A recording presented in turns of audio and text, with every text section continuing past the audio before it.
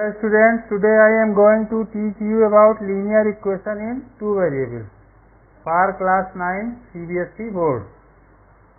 तो linear equation इन two variables में जितने भी वर्ड हैं अगर उसको हम एक्सप्लेन कर लें तो हम समझ जाएंगे लीनियर इक्वेशन इन टू वेरिएबल क्या है। तो इसमें एक वर्ड है वेरिएबल। वेरिएबल वर्ड बना है किससे? वैरी से। वैरी, वैरी का मतलब होता है वैरी करना, जिसकी वैल्यू चेंज हो, जिसकी वैल्यू कंडीशन के अकॉर्डिंग चेंज हो उसको बोलते हैं वेरिएबल। वेरिएबल को हम लोग जनरली मैथ में X Y Z so on से रिप्रेजेंट करते हैं। एक चीज होता है कांस्टेंट, कांस्टेंट जिसकी वैल्यू वैरी ना करे, whose value does not change, जिसकी वैल्यू चेंज ना हो उसको बोलते हैं कांस्टेंट। तो कांस्टेंट जैसे 3 है, 5 है, कोई भी नंबर है, ये सब कांस्टेंट है क्योंकि 3 की वैल्यू ऑलवेज 3 रहेगी, 5 की वैल्यू ऑलवेज 5 ही रहेगी। तो कुछ कांस्टेंट को भी हम लोग अल्फ़ाबेट से रिप्रेजेंट करते हैं जनरली, जैसे ए है, बी है, सी है। तो कांस्टेंट को इन अल्फ़ाबेट से भी रिप्रेजेंट करते हैं। और वेरिएबल को generally X Y Z U V W इस तरीके के वर्ड से रिप्रेजेंट करते हैं। ठीक है। अब इसमें दूसरी चीज है टू वेरिएबल। इसमें एक वर्ड आया टू, टू का मतलब तो जानते ही हो, जिसमें दो वेरिएबल हो। और इक्वेशन क्या होती है? What do you mean by equation? What do you mean by equation? तो हम लोगों ने अभी पिछले चैप्टर में आप लोग पॉलिनॉमियल पढ़ चुके हैं। पॉलिनॉमियल पढ़ चुके हैं, पॉलिनॉमियल पढ़े होंगे। पॉलिनॉमियल क्या होता है? An algebraic expression in which value in which power of variable is always whole number.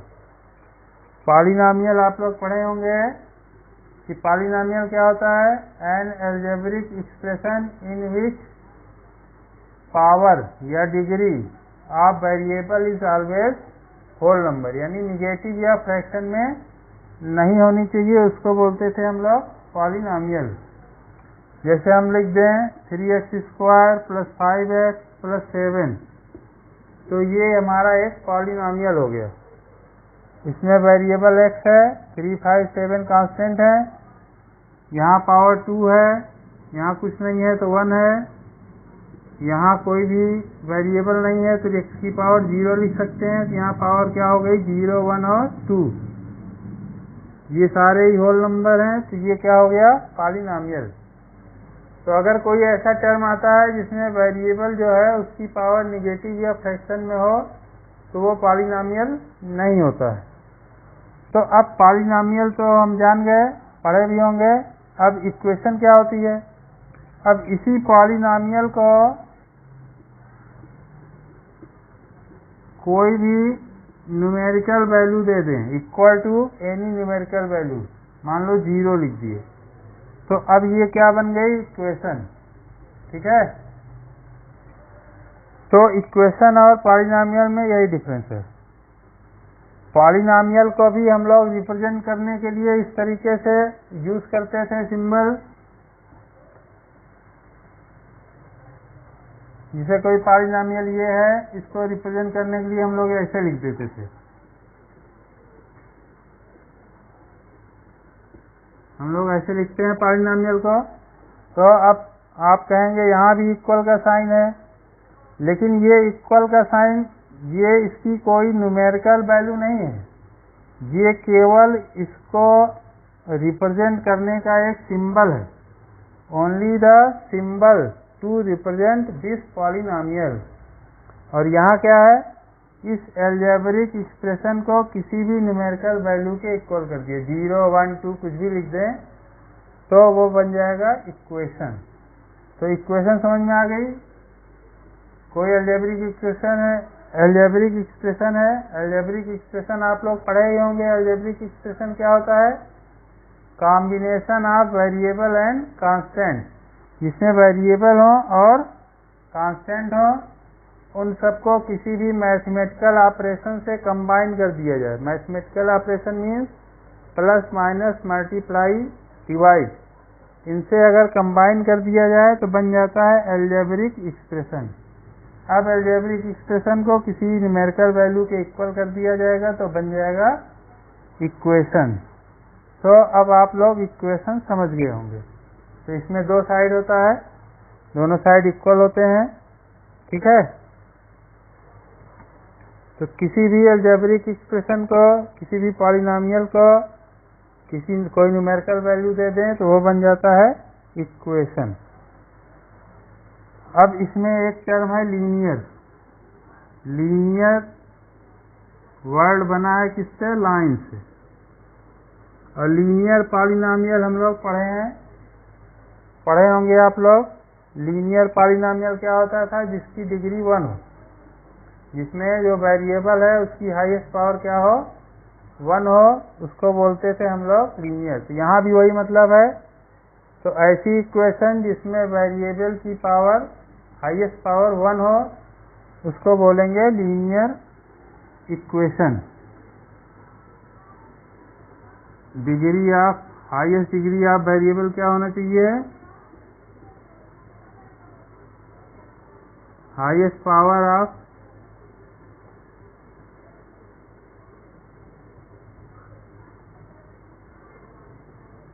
क्या होना चाहिए? 1। अब लीनियर वर्ड बना है किससे? लाइन से। लाइन से बना है लीनियर, ठीक है। तो लीनियर का नाम क्यों दिया गया? क्योंकि अगर इसका हम ग्राफ ड्रा करें तो वो स्ट्रेट लाइन आएगा। अगर लीनियर इक्वेशन का ग्राफ ड्रा करें तो वो स्ट्रेट लाइन आएगा, इसलिए इसको बोलते हैं लीनियर इक्वेशन। तो बात समझ गए होंगे।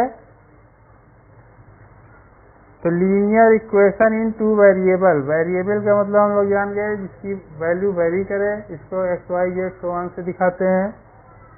2 का मतलब जानते ही हैं। इक्वेशन का मतलब समझ गए, और लीनियर का मतलब समझ गए जिसकी डिग्री 1 हो। तो ऐसा इक्वेशन जिसमें वेरिएबल की हाईएस्ट पावर 1 हो और कितने वेरिएबल हों? 2 वेरिएबल हों, तो ऐसी इक्वेशन को बोलेंगे linear equation in 2 variable.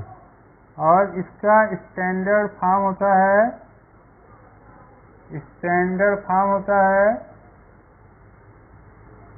ax plus by plus c is equal to 0, जहाँ a b c क्या है? कोई रियल नंबर्स हैं, और a b can not be equal to 0। a और b दोनों 0 नहीं होने चाहिए, क्योंकि हमको लीनियर इक्वेशन चाहिए 2 वेरिएबल में। तो कोई भी a या b में से कोई भी, या मान लो a 0 हो गया तो यानी x का टर्म गायब हो जाएगा, तब एक ही वेरिएबल बचेगा, तब लीनियर इक्वेशन इन 1 वेरिएबल हो जाएगा। और दोनों अगर 0 हो जाए तब ये लीनियर इक्वेशन रहेगी ही नहीं, ठीक है। तो ये हो गया standard form of linear equation in 2 variable. अब हम लोग आएंगे एक्सरसाइज 4.1 पे। एक्सरसाइज 4.1 सॉल्व कर लेते हैं। इसमें 2 ही क्वेश्चन है। फर्स्ट क्वेश्चन बहुत सिंपल है। The cost of notebook is twice the cost of a pen. Condition क्या दी है? कास्ट ऑफ नोटबुक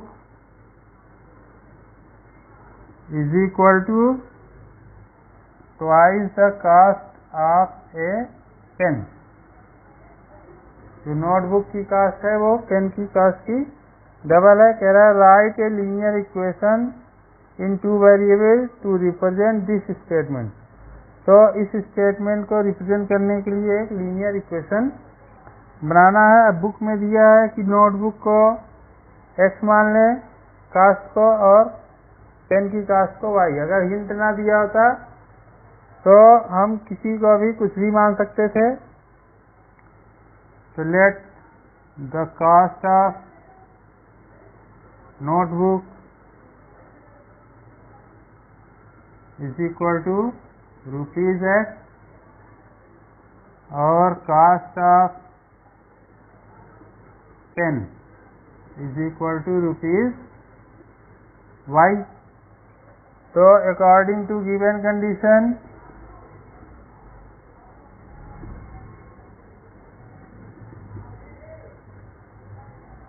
तो कास्ट ऑफ नोटबुक यानी कि x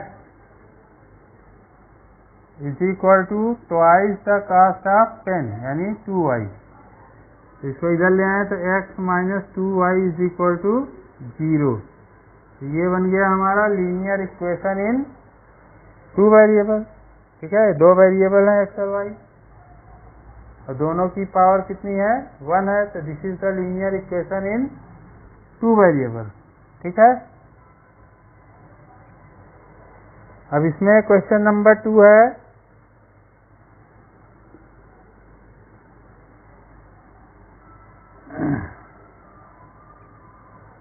अब जो इसमें इक्वेशन दी हैं उनको स्टैंडर्ड फॉर्म यानी ax plus by plus c के फॉर्म में लिखना है और कंपेयर करके a b और c की वैल्यू निकालनी है।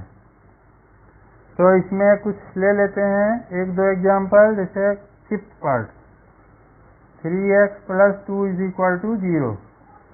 अब इसको हमने क्यों लिया, क्योंकि इसमें y नहीं है। ठीक है, तो जो वेरिएबल नहीं रहेगा इसका मतलब उसका कोफिशिएंट 0 है। तो इसको लिख सकते हैं 3x plus 0y plus 2 is equal to 0। ठीक है, अब इसको कंपेयर करें ax plus by plus c is equal to 0 से। तो x का कोफिशिएंट a है, यहाँ 3 है यानी a इज इक्वल टू हो गया 3, d क्या हो गया 0 और c हो गया 2। ये हो गया। ठीक है, तो यही ध्यान देंगे, जो नहीं है उसका कोफिशिएंट 0। जैसे 6 वाले में y minus 2 is equal to 0 है, इसको लिख सकते हैं हम लोग 0x plus y minus 2 is equal to 0। तो चूंकि x वेरिएबल नहीं था यानी उसका कोफिशिएंट क्या हुआ 0। तो इससे कंपेयर करेंगे इसी तरीके से ax plus by plus c से। तो a क्या हो गया हमारा 0, b हो गया 1 और c हो गया माइनस 2। x का कोफिशिएंट a है 0, y का कोफिशिएंट 1 है यानी b1 हो गया। कांस्टेंट टर्म क्या हो गया माइनस 2। तो इस तरह 4.1 में कर लेंगे हम लोग बाकी पार्ट। अब नेक्स्ट है solution of a linear equation. Next है solution of a linear equation.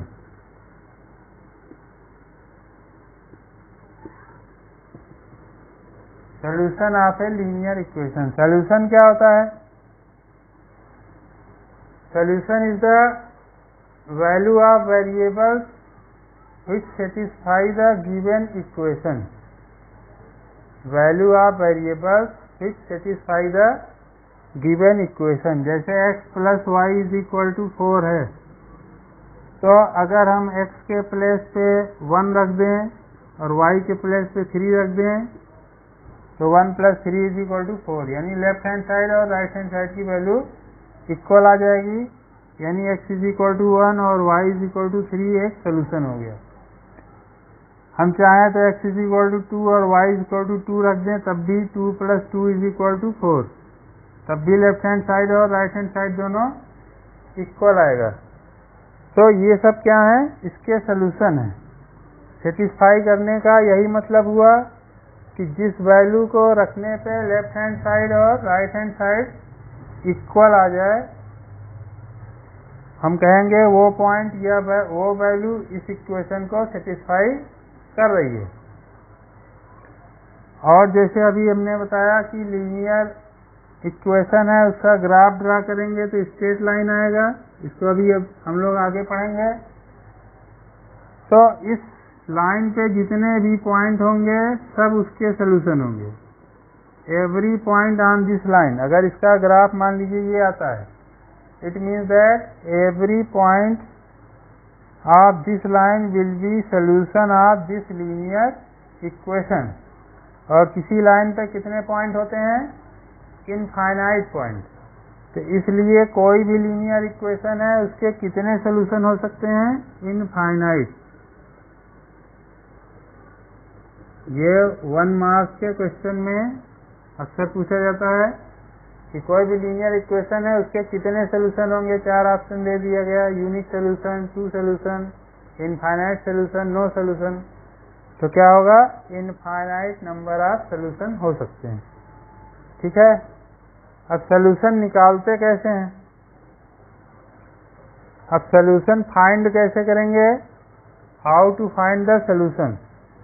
तो बहुत इजी है सोल्यूशन फाइंड करना।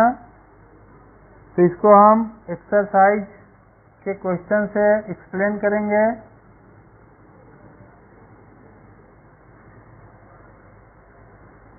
एक्सरसाइज 4.2। अब इसमें पहला क्वेश्चन जो अभी हमने बताया वही है, which one of the following option is true and why? y is equal to 3x plus 5 has unique solution, only 2 solution, infinitely many solution। Unique solution का मतलब होता है 1 and only 1। अब चूंकि गिवन इक्वेशन लीनियर इक्वेशन है तो उसके कितने सोल्यूशन होंगे? Infinitely many solution. ठीक है। तो इस तरह के क्वेश्चन आ सकते हैं। अब क्वेश्चन नंबर 2 है, जैसे 2x plus Y is equal to 7। अब कह रहा है फाइंड राइट 4 सोल्यूशन। इसके 4 सोल्यूशन लिखने हैं। तो सोल्यूशन निकालने का तरीका बहुत इजी है। किसी भी एक वेरिएबल को उधर ले जाएंगे, चाहे x को चाहे y को, कोई जरूरी नहीं है किसको ले जाएं, जो इजी लगे। तो जिसका कोएफिशिएंट 1 हो उसको नहीं ले जाना चाहिए जनरली। अगर दोनों का कोएफिशिएंट 1 नहीं है तो किसी को भी ले जाइए। तो इसमें जैसे y का कोएफिशिएंट 1 है, इसलिए x को उधर ले जाएं तो ज़्यादा बेटर रहेगा। तो y is equal to 7 minus 2x। ठीक है। अभी इसी क्वेश्चन में हम y को उधर ले जाके दिखा देंगे। तो हम x को उधर ले गए। अब x की कोई भी वैल्यू लेके y की वैल्यू निकालते जाएं। 4 सोल्यूशन चाहिए हमको। तो 4 वैल्यू x की ले लें। जैसे x इज इक्वल टू 1 ले लिए, कुछ भी ले लो जो इच्छा हो। तो y की वैल्यू क्या हो जाएगी? 7 माइनस 2 इंटू 1, यानी कि 7 माइनस 2, इट मीन्स दैट 5।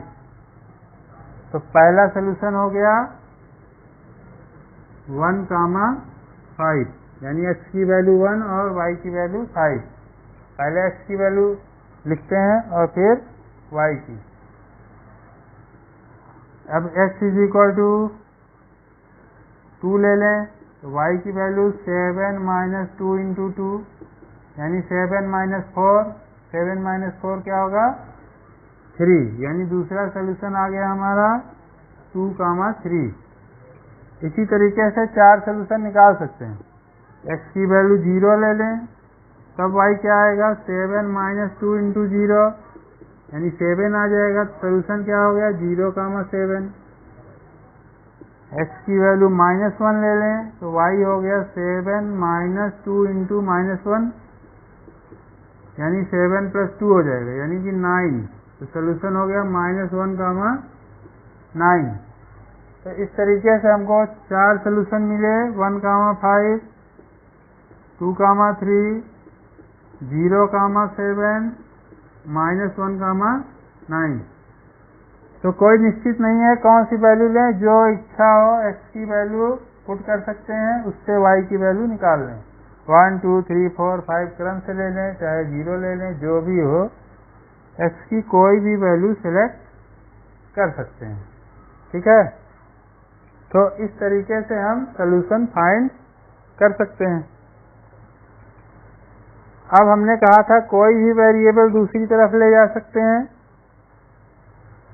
लेकिन जिसका कोएफिशिएंट 1 हो उसको उधर नहीं ले जाना चाहिए। हमने कहा था क्यों नहीं ले जाना चाहिए, इसको यहाँ से देख सकते हैं। अब मान लीजिए y को उधर ले जाते तो 2x is equal to 7 minus Y, यानी x इज इक्वल टू क्या आ जाता? 7 माइनस वाई बाई 2।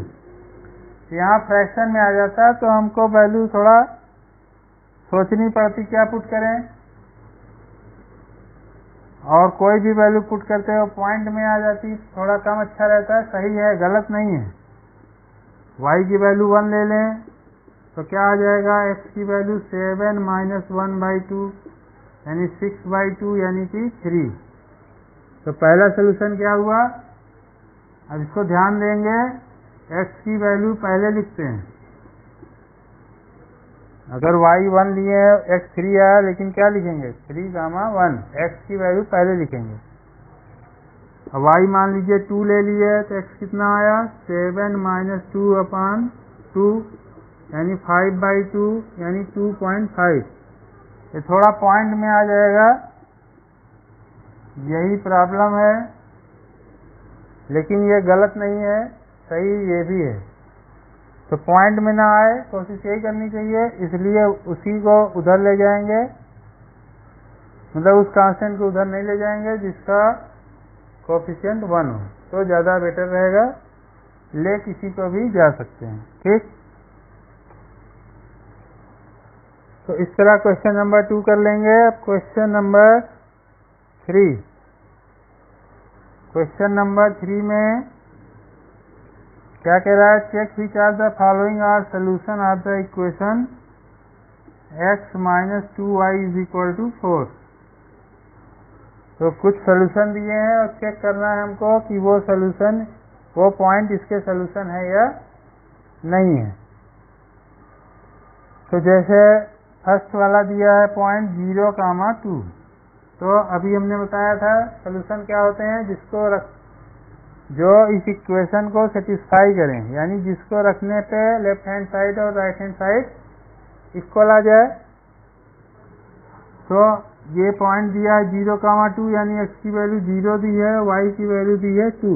अब ये वैल्यू यहाँ पुट करेंगे लेफ्ट हैंड साइड में, तो क्या आ जाएगा, x की यहाँ 0 और y की यहाँ 2, तो 0 - 4 यानी क्या आ गया -4, लेकिन राइट हैंड साइड में क्या है 4। This is not equal to right hand side. जो वैल्यू आ रही है वो राइट हैंड साइड के इक्वल नहीं आ रही, यानी ये वैल्यू पुट करने पे लेफ्ट हैंड साइड और राइट हैंड साइड की वैल्यू इक्वल नहीं है। It means that 0, 2 is not a solution, ठीक है। ये इस इक्वेशन का सॉल्यूशन नहीं है। तो पुट करके देख लेंगे, अगर LHS और RHS की वैल्यू इक्वल आती है सॉल्यूशन होगा, अगर इक्वल नहीं आती तो सॉल्यूशन नहीं होगा। अगर यही 4 आ जाता तो सॉल्यूशन होता। अब इसमें एक लास्ट क्वेश्चन है, वेरी इंपॉर्टेंट क्वेश्चन है। क्वेश्चन नंबर 4 है, find the value of k if x = 2 और y = 1 is a solution of equation 2x + 3y = k। अगर ये इसका सलूशन है तो k की वैल्यू फाइंड करनी है। बहुत सिंपल है। इम्पॉर्टेंट है कि इस टाइप के क्वेश्चन मोस्टली आते हैं, 99% एग्जाम में ज़रूर आते हैं। इक्वेशन कुछ और हो सकती है, वैल्यू कुछ और हो सकती है, लेकिन मेथड यही रहेगा कि अगर ये इसका सलूशन है तो k की वैल्यू फाइंड करिए। तो अगर ये इसका सलूशन है इसका मतलब लेफ्ट हैंड साइड और राइट हैंड साइड इक्वल आना चाहिए। तो 2, 1 इज अ सलूशन, देयरफॉर ये पॉइंट इसको सेटिस्फाई करेगा, यानी हम x की यहाँ 2 और y की यहाँ 1 पुट कर सकते हैं। तो हो गया 4 + 3 = k। तो k = हो गया 7, ठीक है। So that's all for today. In the next video we will study about the graph of linear equation in 2 variables. तो इसके आगे का हम लोग पढ़ेंगे। इसके आगे क्या है, graph of linear equation in 2 variable और equation of lines parallel to x axis and y axis. Thanks for watching the video. If you like the video, don't forget to like, subscribe and share. Thank you.